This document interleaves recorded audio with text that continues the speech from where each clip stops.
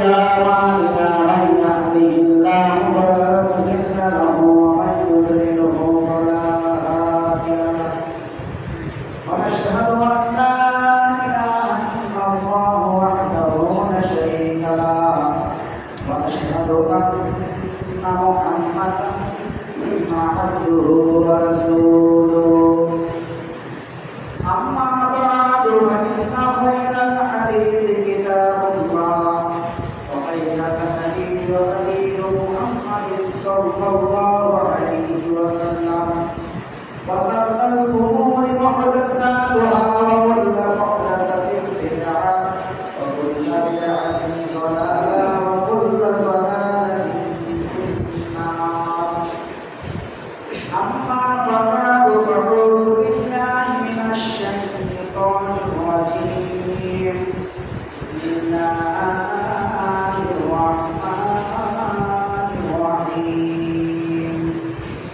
يا أيها الناس اعبدوا ربكم الذي خلقكم من نفس واحدة وخلق منها زوجها وبث منهما رجالا كثيرا نساء واتقوا الله الذي تساءلون به والأرحام إن الله كان عليكم رقيبا يا أيها الذين آمنوا اتقوا الله حق تقاته ولا تموتن إلا وأنتم مسلمون يا أيها الذين آمنوا اتقوا الله وقولوا قولا سديدا يصلح لكم أعمالكم ويغفر لكم ذنوبكم ومن يطع الله ورسوله فقد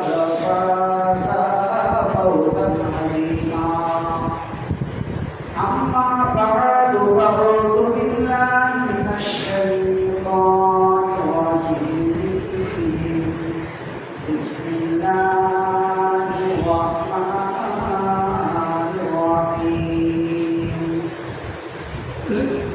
يا أيها الذين آمنوا ادخلوا في السلم كافة ولا تتبعوا خطوات الشياطين إنه لكم عدو مبين وقال الله تبارك وتعالى في كلامه المجيد والفرقان الحميد قل إن كنتم تحبون الله فاتبعوني يحببكم الله يغفر لكم ذنوبكم والله غفور رحيم وقال الله تبارك وتعالى في كلامه المجيد والفرقان الحميد إن الله لا يغير ما بقوم حتى يغيروا ما بأنفسهم সম্মানিত দিনদার ইমানদার আল্লাহ প্রেমী জমায়ের উপস্থিত মুসলিম ভাতৃবৃন্দ প্রশংসা সেপ্রসন আরাধনা সেই মহান করুণাময় স্রষ্টার নিমিত্তে যে মহান আল্লাহ আপনাকে আমাকে কুনতুম খায়রা উম্মাতিন উখরিজাত লিন-নাস পৃথিবীর বুকে সৃষ্টি জগতের মধ্যে শ্রেষ্ঠ জাতি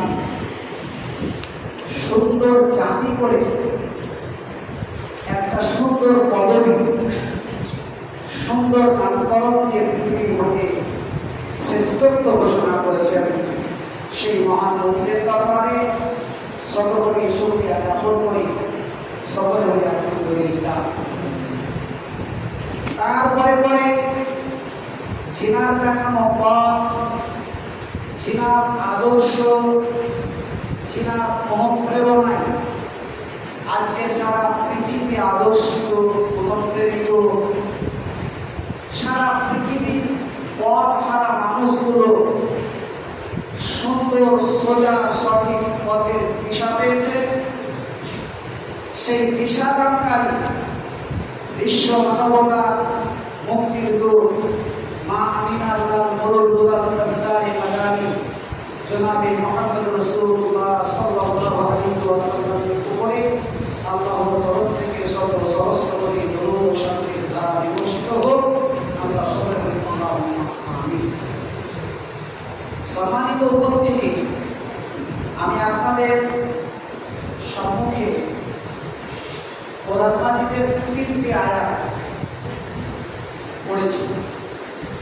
সেই 3টি আয়াতের হয়তো টোটাল ব্যাখ্যা বিশ্লেষণ করার সময় আমি পাব না, তারপরেও যতটুকু পারি আপনাদের বোধগম্য আপনাদের কাছে সেই আয়াতটির সারমর্ম বলার চেষ্টা করব ইনশাআল্লাহ।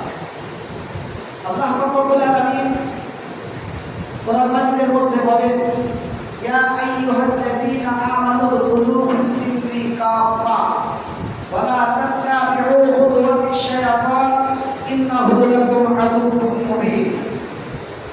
আল্লাহ বলেন, হে পৃথিবীর ঈমানদার মানুষেরা, হে পৃথিবীর মুমিন মানুষেরা, যারা আমাকে বিশ্বাস করেছো, আমার কার্যকলাপ, আমার ক্ষমতা, আমার অস্তিত্ব, আমার সমস্ত কিছু দেখে যারা আমার উপরে ঈমান এনেছো, তারা তোমরা প্রবেশ করো। প্রবেশ করো কোথায়? ফিস-সিলমি, ইসলামের মধ্যে। এখানে একটা প্রশ্ন হতে পারে, আর হওয়াটাই স্বাভাবিক। ইসলাম তো একটা পরিপূর্ণ সংবিধান, কমপ্লিট জীবন বিধান, তাই তো?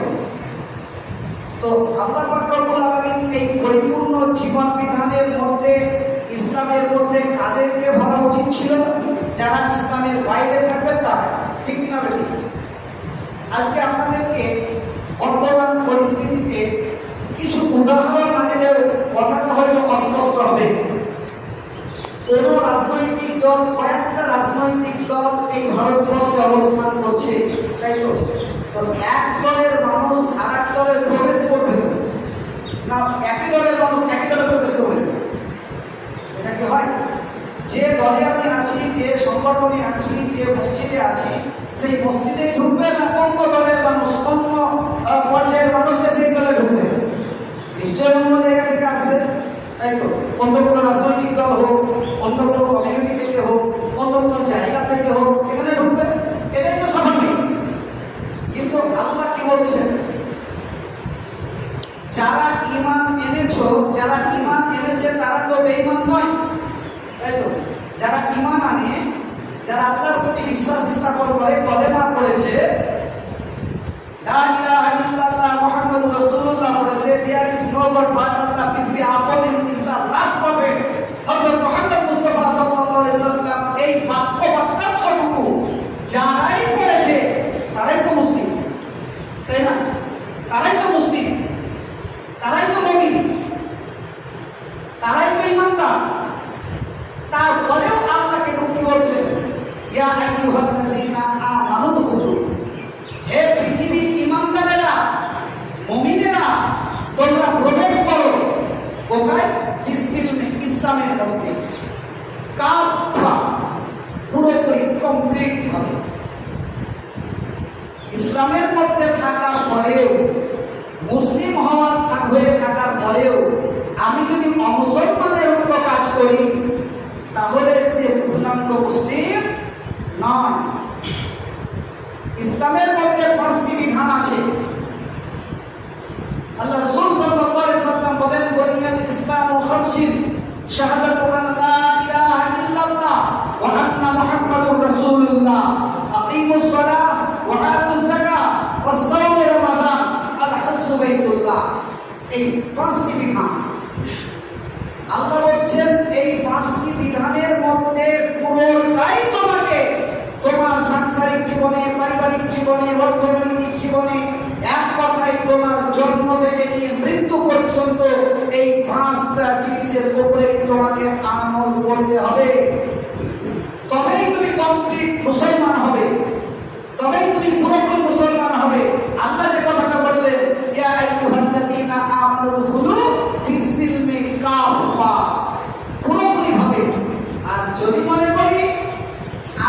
মুসলমান, আমার বাপ ছিল মুসলমান, আমার দাদা ছিল মুসলমান, আমার বাপ ছিল হাজী সাহেব, আমার দাদা ছিল হাজী সাহেব, আমার দাদা, আমার পিতা, আমার বড় ভাই হাজী সাহেব হলে আমি কি হাজী সাহেব?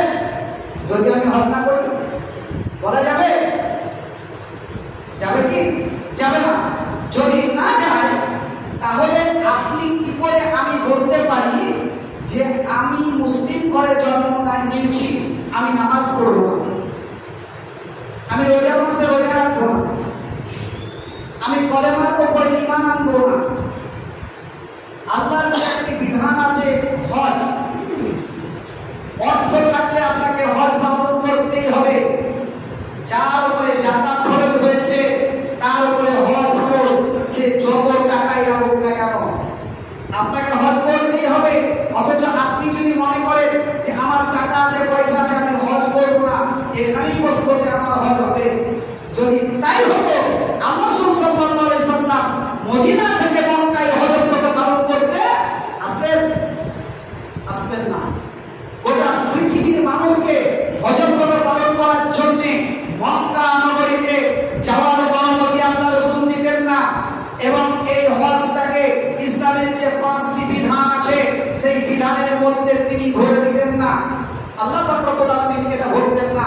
যদি তাই হতো তাহলে আমাদের কাছে যাদের অর্থ আছে, যাদের টাকা আছে, তাদেরকে হজ করতেই হবে, তবে আপনি পূর্ণাঙ্গ মুসলিম হতে পারবেন। আল্লাহ কোরআনের সঙ্গে এটা সাদৃশ্য যে পূর্ণটাকে আমাকে প্রাধান্য দিতে হবে।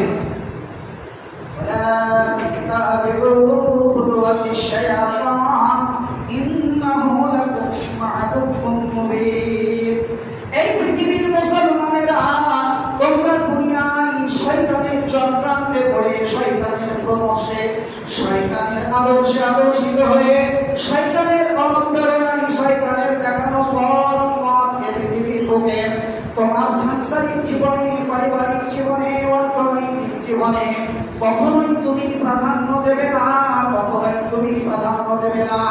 শয়তান বলে নামাজ পড়তে হবে না, শয়তান বলে রোজা রাখার প্রয়োজন নেই, শয়তান বলে এত টাকা খরচা করে হজ করে দেওয়ার করতে যাওয়ার প্রয়োজনটা কি? বলে কি বলে না? এগুলো শয়তানের কথা। তো এই শয়তানের কথাকে মূল্যায়ন করা যাবে না। বলা তুমি শয়তানের পদক্ষ অনুসরণ করো না, শয়তানের দেখানো পথ, শয়তানের দেখানো মত, শয়তানের দেখানো রাস্তাকে তুমি অনুসরণ করো না। যদি তুমি মুমিন হও, যদি তুমি মুসলিম হও, যদি তোমার আল্লাহর প্রতি ঈমান আনো, আসো আমরা এবার এই বিধানকে যদি মানতে হয় তাহলে আল্লাহর ভালোবাসা, আল্লাহর নৈকট্য, আল্লাহকে ভালোবাসতে হবে আমাদেরকে। আল্লাহকে কথাও বলেন, কুল ইন কুনতুম তুহিব্বুনাল্লাহ ফাত্তাবিউনি ইউহিব্বুকুমুল্লাহ ইয়াগফির লাকুম যুনুবাকুম ওয়াল্লাহু গফুরুর রাহিম। আমার আল্লাহ পাক রব্বুল আলামিন তিনার প্রিয় হাবিব জনাবে মুহাম্মদ রাসূলুল্লাহ সাল্লাল্লাহু আলাইহি ওয়াসাল্লামকে সম্বোধন করে বলেন, কুল ইন কুনতুম তুহিব্বুনাল্লাহ, হে নবী তুমি বলো গোটা বিশ্ব মানবতার কাছে তুমি ঘোষণা করো, ইন কুনতুম তুহিব্বুনাল্লাহ, তারা যেন আমাকে ভালোবাসে। তারা পৃথিবীর মানুষ যেন আমাকে ভালোবাসে। তাহলে কি হবে? ফাত্তাবিউনি ইউহিব্বুকুমুল্লাহ, আমি আল্লাহ তাদেরকে ভালোবাসবো। ইয়াগফির লাকুম যুনুবাকুম ওয়াল্লাহু গফুরুর রহিম, তাহলে আমি আল্লাহ তাদের জীবনের আগেকার পিছেকার সমস্ত গুনাহ ক্ষমা করে দেব। এটা আল্লাহ অঙ্গীকার করলেন। এবার আল্লাহর ভালোবাসা, আল্লাহকে আমরা কিভাবে ভালোবাসবো? আসুন আমি আপনার সম্মুখে একটু দৃষ্টান্ত স্বরূপ কিছু কথা বলতে চাই। আমরা জানি আমাদের মাঝে আমাদের নবীর আগে একজন নবী এই পৃথিবীর বুকে এসেছেন, যিনার নাম হযরত ইব্রাহিম আলাইহিস সালাম। এই নামটা আমরা সকলেই জানি, কেননা আল্লাহ পাক রব্বুল আলামিন ইব্রাহিমকে ভালোবেসে আদর করে তিনাকে একটি উপাধি দিয়েছিলেন ইব্রাহিম খলিলুল্লাহ। উপাধিটা কি? ইব্রাহিম হচ্ছে আল্লাহর দোস্ত, আল্লাহর বন্ধু। আল্লাহ ইব্রাহিম আলাইহিস সালামকে বন্ধু হিসেবে, দোস্ত হিসেবে উপাধি দিলেন, আখ্যায়িত করলেন।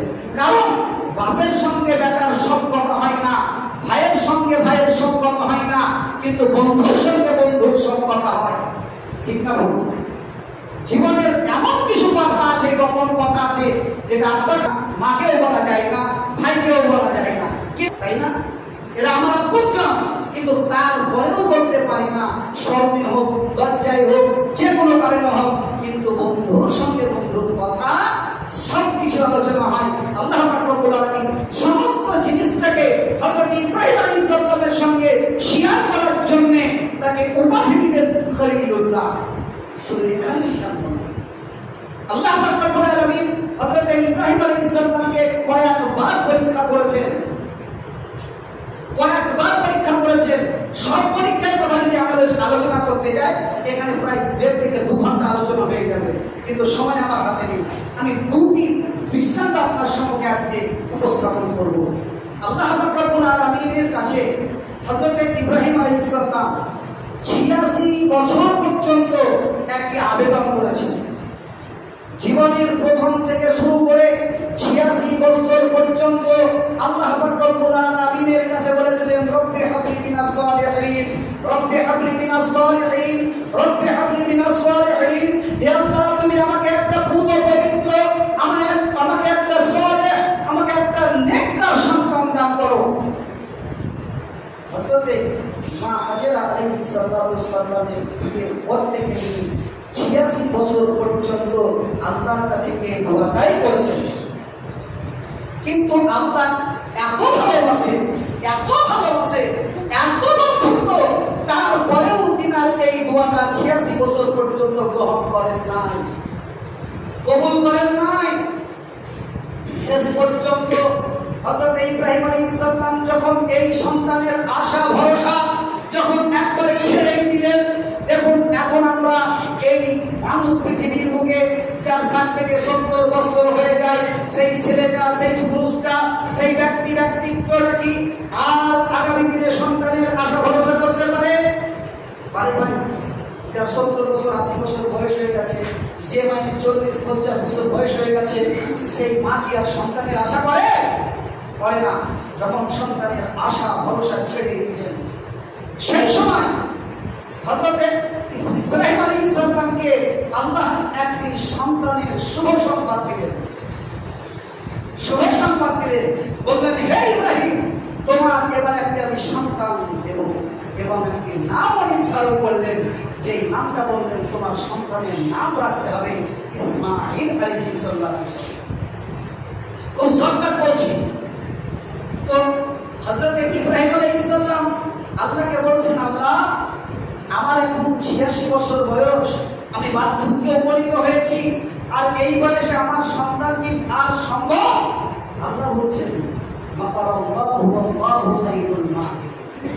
আল্লাহ বলছেন, হে ইব্রাহিম, আমার মক্কর, আমার চক্কর, আমার ক্ষমতা, আমার কাছে কিছু অসম্ভব নেই, সব সম্ভব। আমি আল্লাহ যদি রাতকে দিন করতে পারি, দিনকে রাত করতে পারি, আমি আল্লাহ যদি মৃত্যুকে জীবিত করতে পারি, জীবিতকে মারতে পারি, আমি আল্লাহ যদি চাঁদকে দ্বিখণ্ডিত করে দিতে পারি, তাহলে আমি আল্লাহ কি তোমাকে এই 86 বছর বয়সে একটা সন্তান দিতে পারবো না?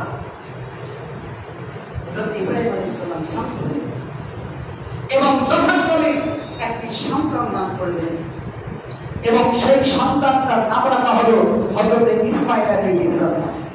এবার বলুন, জীবনের অন্তিম লগ্নে পরের চাওয়া পাওয়ার পর, বহু দিন ধরে অপেক্ষার পর যে আশার অবসান ঘটেছে, যে আশা পূর্ণ হয়েছে, সেই আশার কলিজার টুকরো মায়ের বাড়ি আদরের পুতুলটা, সেই পুত্র সন্তানটা তার কাছে কত প্রিয় হতে পারে, কত মাহবুবের হতে পারে, কত আপনজন হতে পারে, আপনি নিশ্চয়ই অনুভব করতে পারছেন যে আপনার ঘরের সন্তান আছে, আপনার সন্তানটা আপনার কত আদরের, আপনার কত মহাব্বতের, আপনার কত প্রেমের, আপনার সন্তান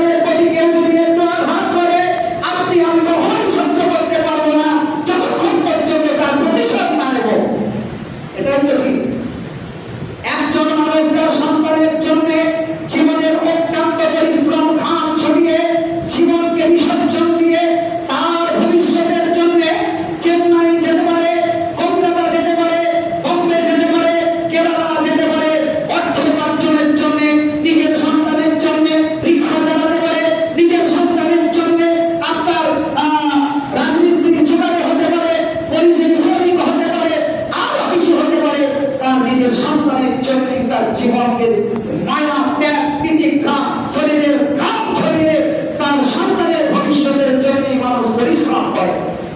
এটাই স্বাভাবিক। হযরত ইব্রাহিম আলাইহিস সালাম তার সন্তান পেয়ে বড় আনন্দিত, বড় খুশি, বড় গর্বিত। ঠিক এই পরিস্থিতিতে তার দোস্ত হাবিব আল্লাহ পাক রব্বুল আলামিন হযরত ইব্রাহিম আলাইহিস সালামকে পরীক্ষা করছে যে আমি এতদিন ইব্রাহিমের সন্তান ছিল না থাকার পরে আমার প্রতি তার ভালোবাসা মহব্বত ছিল, এখন আমি সন্তান দান করেছি, এবার কি তার মহব্বতটা আমার থেকে সন্তানের থেকে বেশি গেল না আমার কাছে আছে? পরীক্ষা, এক্সামিনেশন। আল্লাহ পাক রব্বুল আলামিন ওই দুগ্ধপোষ্য শিশুরা যখন হাজেরা করে দুগ্ধ পান করছে, ঠিক সেই অবস্থায় আল্লাহ পাক রব্বুল আলামিন হুকুম করলেন, ইব্রাহিম তুমি তোমার সন্তানটাকে কি করো? বনে বসে নাও, বনে বসে নাও। ওই দুধ বড় পান করে তাকে রেখে গেছে তার মাকে এবং তাকে। হযরত ইব্রাহিম আলাইহিস সালাম মিশরের অধিবাসী, সেই মিশর থেকে মক্কা অনেক দূরে। আল্লাহ পাক রব্বুল আলামিন হুকুম করলেন, যাও মক্কা অনেক দূরে ওই মরুভূমি প্রান্তরে তোমার সন্তান এবং তোমার স্ত্রীকে রেখে এসো। বলুন এটাকে বলতে পারে তার আপনজন, তার সবচেয়ে সঙ্গিনী, দীর্ঘদিনের বিপদ আপদের সঙ্গিনী, এবং তার সঙ্গে সঙ্গে তার সন্তানের মাতা, এই দুজন কলিজার টুকরোকে নিজের জীবনের স্পন্দনকে বন্ধ করে দিয়ে ওই সন্তান এবং প্রিয়তমাকে কেউ ভালোবাসা দিতে পারে? এটা অসম্ভব।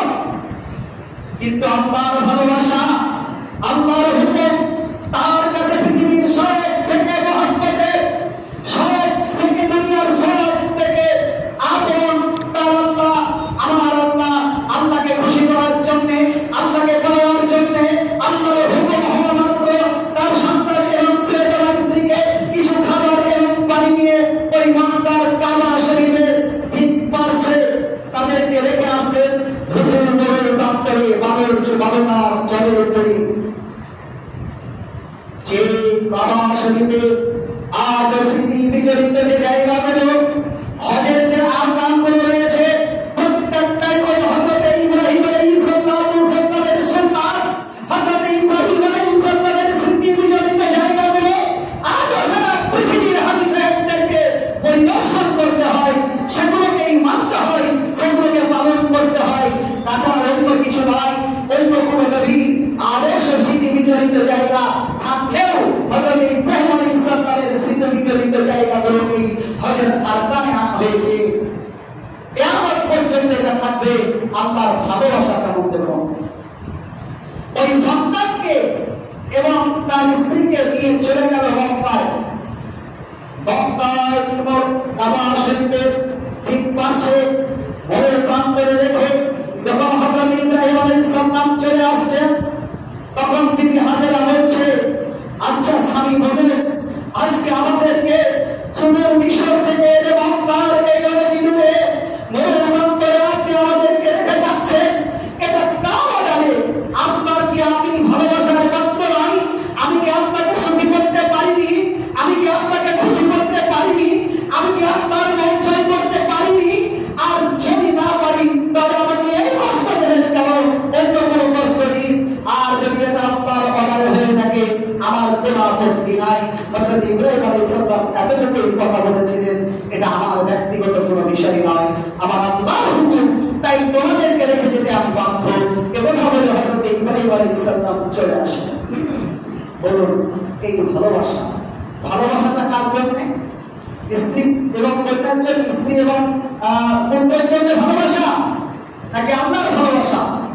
আল্লাহর ভালোবাসা পাওয়ার জন্য এত বড় ত্যাগ যদি ইব্রাহিম আলাইহিস সালাম করতে পারেন, তাহলে আপনি আমি কেন আল্লাহর ভালোবাসায় আমার অর্থনৈতিক জীবনকে বিসর্জন দিয়ে সেই আল্লাহর ওই প্রতিষ্ঠিত নবীর জায়গাটা পরিদর্শন করতে পারবো না? সেই সুন্নাতগুলো কেন পালন করতে পারবো না? আমার অর্থ থাকার সত্ত্বেও, আমার ক্ষমতা থাকার সত্ত্বেও। যদি ক্ষমতা না আছে আপনি বাধ্য নন, যদি আপনার অর্থ না আছে আপনি বাধ্য নয়, কিন্তু আপনি বাধ্য ওই জায়গাগুলো, ওই পরিদর্শন করার জায়গাগুলো আপনি বাধ্য, যেহেতু আল্লাহর এটা বিধান। শুধু এখানেই থামতে পারবেন। এই পরীক্ষাটাই শেষ পরীক্ষা নয়। তারপরে 1 2 করতে করতে করতে 13টি বছর অতিবাহিত হয়ে গেল। অনেক করতে হলো না, সাফা মারোয়া দেওয়া, সেই বাচ্চার জন্য কন্দন করা, অনেক ঘটনা, জমজম তৈরি হওয়া, অনেক ঘটনা মধ্যেখানে থেকে গেল। আরেকটি পরীক্ষার কথা আপনাকে বলি। এই 13টি বছরের জীবনে হযরত ইব্রাহিম আলাইহিস সালাম তার সন্তান এবং স্ত্রীর সঙ্গে দেখা করেছিলেন মাত্র 6 বার। মাত্র 6 বার দেখা করেছেন। ঠিক 13 বছর পরে আবার আল্লাহ পাক রব্বুল আলামিন পরীক্ষা করছেন। যখন বাচ্চাটা আব্বা আব্বা বলে ডাকছে, আঙুল ধরে ধরে হাঁটছে, কথা বলতে শিখেছে, ছোট ছোট কথা বলে মানুষকে আব্বা মায়ের সন্তুষ্টি অর্জন করতে পারছে, ঠিক এই পরিস্থিতিতে আবার আল্লাহ পাক রব্বুল আলামিন তাকে পরীক্ষা করছে। কি পরীক্ষা কেমন ভাবে করছে? আল্লাহ বলছেন সঙ্গযোগে, যে তুমি তোমার পুত্র, তুমি তোমার সব থেকে আপনজন, সব থেকে মহানতের জিনিসকে আমার রাস্তায় কোরবানি করো। 1 দিন 2 দিন 3 দিন সঙ্গযোগে দেখলে যে মধ্যে দিকটা, পরের দিকটা আরাফা বলা হয়। আরাফা মানে হচ্ছে জানা। ওই আরাফাতের দিকটা যেটা করবা হয়, এই আরাফাত দিকটা আরাফা শব্দে ব্যয় করেছে বিষয়কে জানা। তিনি বুঝেছিলেন, তিনি বুঝতে পেরেছিলেন যে আমাকে কি আল্লাহ বলতে চাইছে। তারপরে ভাবলেন পৃথিবীর বুকে আমার কাছে সব থেকে মহব্বতের কলিজার টুকরো, ভালোবাসার পাত্র আল্লাহর পরে পরে যদি কেউ হয়, তাহলে সেটা আমার পুত্র, সেটা আমার সন্তান। এর থেকে আমি আর কাউকে ভালোবাসি না আল্লাহর পরে। তো আল্লাহ পাক রব্বুল আলামিন সেই সন্তানটাই চাইছেন আমার কাছে। সেই সন্তানকে বিসর্জন দেওয়ার জন্য হযরত ইব্রাহিম আলাইহিস সালাম আবারও সেই মিশন থেকে পারমিনের কোথায় মক্কার মাটিতে তার সন্তানের কাছে, আর সন্তানের কাছে গিয়ে হযরত ইব্রাহিম আলাইহিস সালাম বলছেন, ইদ ক্বালা ইয়া আবাতি ফাআল, ইদ ক্বালা ইয়া আবাতি ইন্নী আসবাহুকা ফানজুর মা জাতারা। ও বাবারে, আমি আল্লাহর কাছ থেকে হুকুম করেছেন, আল্লাহ স্বপ্ন যদি আমাকে দেখিয়েছে, আমি তোমাকে আল্লাহর রাস্তায় কুরবানি করছি, জবে করছি, এতে তোমার মতামতটা কি বলে? 13 বছরের পরে সন্তানের কাছে গিয়ে বলছে, দাদা আমি এখন তোমাকে জবে করবো, আমার আল্লাহ তোমাকে জবে করার জন্য, কুরবানি করার জন্য হুকুম দিয়েছে। বলুন, আজকের সন্তান, তারা অনেকের বিবাহ বিচ্ছেদ হয় সন্তান থাকার পরে, হয়তো হয় না, সন্তান আছে, বিবাহ বিচ্ছেদ হয়ে গেছে, সন্তানের সঙ্গে স্ত্রীর সঙ্গে কোনো যোগাযোগ নেই, 12-14-15 বছর পরে যদি ওই সন্তানটাকে গিয়ে বলি চন্দ্রকে আমি অন্য জায়গায় রাখবো, মানবে ধরবো, শুনবে? আপনার কথা মানবে? মানার কথা স্বাভাবিক, কারণ এতদিন তো আপনি দেখভাল করেননি। ইব্রাহিম আলাইহিস সালাম তার সঙ্গে অনেক ডিস্টেন্স ছিল, তারপরে বাপ বেটা কেমন দেখেন, বাপ বেটা কেমন দেখেন?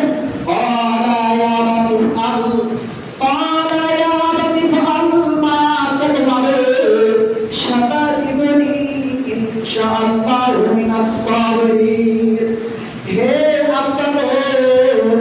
আপনার আল্লাহ যদি হুকুম দিয়ে থাকে, তাহলে আপনি আল্লাহর হুকুম পালন করে আমাকে জবে করে, আমার কোনো মনোনয়ন নেই, আমার কোনো দুঃখ কষ্ট নেই, আমাকে ধৈর্য ধারণকারীদের মধ্যে আমাকে পেয়ে যাবেন ইনশাআল্লাহ।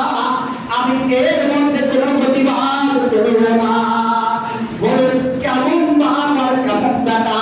বাপও চাইছে আল্লাহকে সন্তুষ্ট করতে, বেটাও চাইছে আল্লাহকে সন্তুষ্ট করতে। বাপও যতটুকু আল্লাহকে ভালোবাসে, বেটাও ততটুকু আল্লাহকে ভালোবাসে। বন্ধুরা আমার, ভাইরা আমার, আব্বা জানেরা আমার, হযরত ইব্রাহিম আলাইহিস সালাম ইসমাঈলকে নিয়ে পথ দিয়ে যাচ্ছে। যেতে যেতে শয়তান ইসমাঈলকে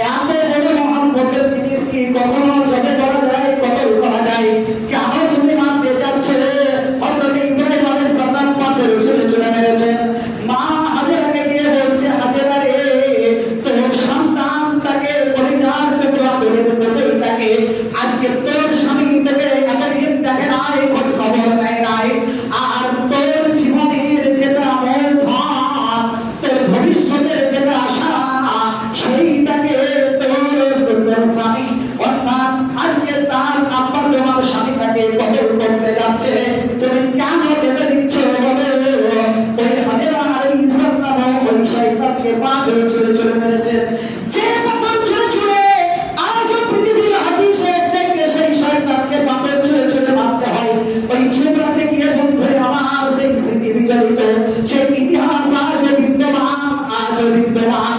যখন ইব্রাহিম আলাইহিস সালাম শয়তানের কথা শুনল না, শয়তানের কথা মানল না, ইসমাঈল শুনল না, হাজেরা শুনল না, কেউ শুনল না, যখন ওই হযরত ইব্রাহিম আলাইহিস সালামকে আপনার ওই চুমরাদের আপনার মিনা ময়দান থেকে একটু পাহাড়ের ঠিক ঢালার মতো জায়গায়, সেই জায়গায় আছে একটা আপনার খুঁটির মতো পিলার তৈরি করা আছে, সেই জায়গা থেকে যখন চড়ে পড়তে উদ্যত হলেন আর চড়ে পড়তে যখন গেলেন, আল্লাহ পাক রব্বুল আলামিন বলছেন লা ইয়ানাল্লাহু ওয়া ওয়ালা দিমাউহা ওয়ালাকিন ইয়ানাল্লাহু তাকওয়া মিনকুম। আল্লাহ বলছেন ওরে ইব্রাহিম, আমি তোমার সন্তানের রক্ত চাইনি, আমি তোমার সন্তানের মাংস চাইনি, আমি শুধু চেয়েছি তোমার অন্তর খানা। এ হচ্ছে ভালোবাসা, এ হচ্ছে ভালোবাসা। তো আল্লাহ পাক রব্বুল আলামিন যদি চাইতেন তাহলে তার সন্তান সেদিন জলে হতো, কুরবানি হয়ে যেত, তাহলে সারা পৃথিবীর মানুষকে আজকে নিজের সন্তানকে কুরবানি করতে হতো। কুরবানি করতে পারতো ভালো। তাহলে আল্লাহ আমাদেরকে ভালোবেসে সেদিন ইসমাঈল আলাইহিস সালামকে তুলে দিয়ে সেখানে একটি জান্নাত থেকে জন্ম আনলেন, যেটা আজও আমরা কুরবানির দিন পালন করি, ঠিক না বেঠিক? তাহলে এটা আল্লাহর কি দয়া নয় আমাদের প্রতি? আল্লাহ কি আমাদেরকে ভালোবাসেন না? তাহলে আল্লাহকে হযরত ইব্রাহিম আলাইহিস সালাম ভালোবাসলেন, তাই তো আল্লাহ পাক রব্বুল আলামিন ইব্রাহিম আলাইহিস সালামকে ভালোবেসে তার সন্তানটাকে বাঁচিয়ে দিয়ে দুর্বা জলে করে দিয়ে সারা পৃথিবীর মধ্যে একটা ইতিহাস তৈরি করলেন এবং কিয়ামত পর্যন্ত এই সন্তানটাকে জারি রাখলেন। বন্ধু, এ হচ্ছে আল্লাহর ভালোবাসা। যাই হোক, টাইম ওভার হয়ে গেছে, আমি আর বক্তব্য বাড়াতে চাইছি না। আল্লাহ পাক রব্বুল আলামিন যেন আমাদের এই উদ্দেশ্যকে কবুল করেন। আমি